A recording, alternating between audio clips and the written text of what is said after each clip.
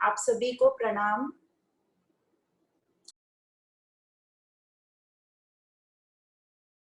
कब मैं अपने स्वरूप को अनुभव कर पाऊंगी, कब हम अनुभव स्वरूप बन पाएंगे? ये जब होगा जब हमें ये जो मानव जीवन की वैल्यू पता होगी। अब आप समझ सकते हैं, कोई हमें आराम से कोई चीज मिल जाए या कोई फ्री में चीज मिल जाए तो हमें उसकी वैल्यू नहीं होती। फिर कोई हमें बताएगा आके कि अरे समझो किसी ने हमें कोई गिफ्ट दी है, एक अंगूठी गिफ्ट करी और हमने ऐसे ही रख दी कि ये तो आर्टिफिशियल होगी, ठीक है। और फिर बाद में पता चलता है कि नहीं नहीं, वो तो रियल डायमंड की है। तो हम उसको कितनी हिफाजत से रखेंगे, सही जगह उसका इस्तेमाल करेंगे, सही जगह सही पार्टी में उसको पहन के जाएंगे जहां उसकी वैल्यू होती है। तो उसी प्रकार जैसे हमने एक दृष्टांत सुना था, एक धोबी के पास एक वो पत्थर मिलता है और वो पत्थर अपने कपड़े घिसने में यूज करता है और कुछ महीने बाद उसको पता चलता है कि ये तो हीरा है। तो वो उस पत्थर की सही जगह यूज करता है, कपड़े धोने में इस्तेमाल नहीं करता।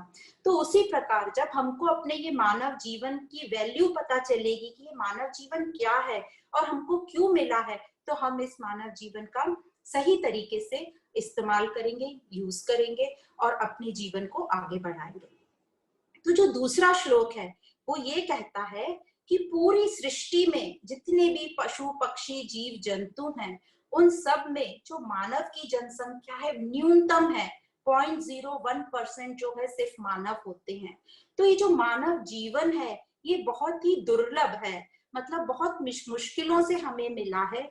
ऐसा कहते हैं पुण्य कई जन्म और कई कर्मों के फल जो है सब जो इकट्ठा होकर हमने कोई बहुत अच्छे कर्म किए होंगे, वो सब कर्म अब जो परिपक्व हुए हैं और हमें ये मानव जीवन मिला है।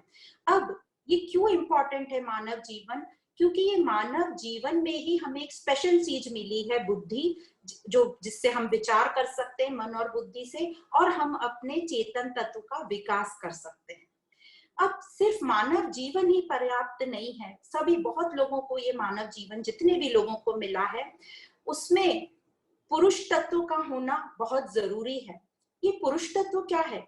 पुरुष तत्व मतलब ये मेल फीमेल्स की बात नहीं कर रहे हैं। पुरुष तत्व मतलब हमारे में दृढ़ निश्चय, हमारे में वो कमिटमेंट, हमारे में वो साहस अपने को चेंज करने का या वो जिज्ञासा लाने का।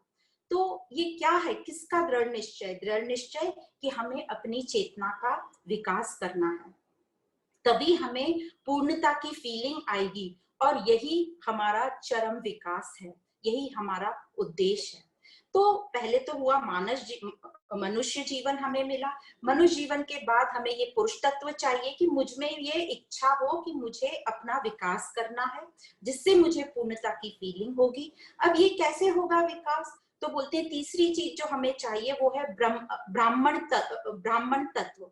अब ये क्या है? हमें लगता है जिसने ब्राह्मण कुल में जन्म लिया वो ब्राह्मण हुआ, पर यहाँ कह रहे हैं जिन्होंने वो तत्व ज्ञान लिया वो हुआ ब्राह्मण। तो ये तत्व ज्ञान क्या है? तो तत्व ज्ञान वो है जो आत्मा और अनात्मा में विवेचन, मतलब दोनों में जो डिफरेंस बताए। तो सिंपल वर्ड्स में बताएं तो जो परमानेंट और टेम्पररी में डिफरेंस बताए, जो सत असत में हमें डिफरेंस बताए, जो शाश्वत क्या है क्षणिक क्या है उसमें डिफरेंस बताए। तो पहला हुआ मानव जन्म, दूसरा हुआ पुरुष तत्व, तीसरा हुआ ब्राह्मण तत्व। तो इस प्रकार जब हमें ये तीनों चीज मिल रही हैं और हम जब आज यहाँ पर जो इकट्ठे हुए हैं या हमें जो सत्संग मिल रहा है, इसका मतलब ये तीनों चीज हमको मिल गई है और अब हम इसका यूज कैसे करें।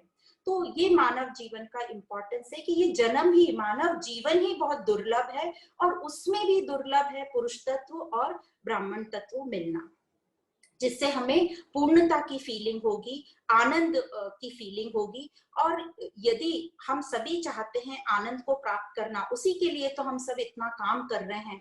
तो ये जो हमारा मानव धर्म है जो हमें मिला है, इसका हमने पूरा पूरा यूज करना चाहिए। जिस प्रकार हमने भगवत गीता में भी पढ़ा था आखिरी श्लोक में कि जो पहले श्लोक का पहला शब्द है वो धर्म है और आखिरी श्लोक के आखिरी शब्द है मम। तो मम धर्म, मेरा धर्म क्या है?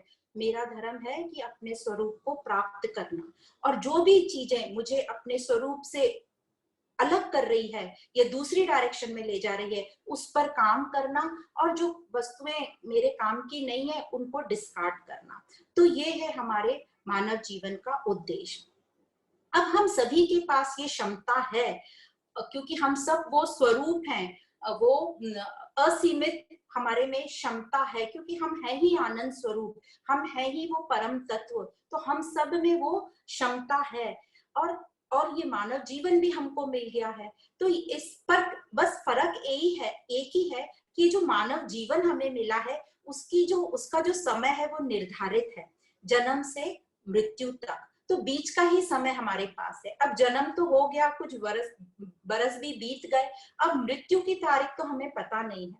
तो जो भी समय है वो आज का समय हमारे पास है, और इस समय को हम बेहतरीन से बेहतरीन यूज कर ले, यही हमारी बोलेंगे कि हम होशियार हैं इस, यदि हम इसको ठीक से यूज कर पाए तो। अब वो क्षमता हम अब जागृत कैसे करें, है तो हम सब में वो क्षमता, पर हमें मालूम भी होती है, पर हम उसे नकार देते हैं, और हम अपनी बाहरी दुनिया में इतने बिजी हो जाते हैं और दूसरी चीजों को इम्पोर्टेंस देते हैं। तो हम अपनी ये क्षमता को कैसे पहचाने, कैसे जागृत करें? तो सबसे पहले कहते हैं कि जो हम हैं, ज्यादातर हम शिकायतों में अपना टाइम वेस्ट करते हैं, गलत चीजें देखने में हम ज्यादा टाइम वेस्ट करते हैं। तो ये जो शिकायतों में हम अपना टाइम वेस्ट करते हैं, इससे हमारी एनर्जी बहुत खत्म हो जाती है। तो सबसे पहले हम कंप्लेन करना बंद कर दें, शिकायत करना बंद कर दें। तो अब हमारे पास जो है मनुष्य जन्म है, और हमारे में क्षमता तो है ही। धीरे धीरे हम जैसे जैसे स्टडी करेंगे हमें अपनी क्षमता का अनुभव होगा, और हमें ये ज्ञान भी मिल रहा है। तो अब हम आध्यात्मिक पथ पर हमारा विकास करने को तैयार खड़े हैं, और धीरे धीरे जो हमारे में और भी पात्रता के लिए गुण चाहिए वो धीरे धीरे स्टडी के साथ हमारे में डेवलप होते जाएंगे। अब ये जो आत्मा और अनात्मा का विवेचन है, इस सिद्धांत से ही हम अपने स्वरूप को अनुभव करेंगे, ताकि हमें वो अखंड आनंद की प्राप्ति हो और हमें उस ब्रह्म का बोध हो जाए। सबको धन्यवाद।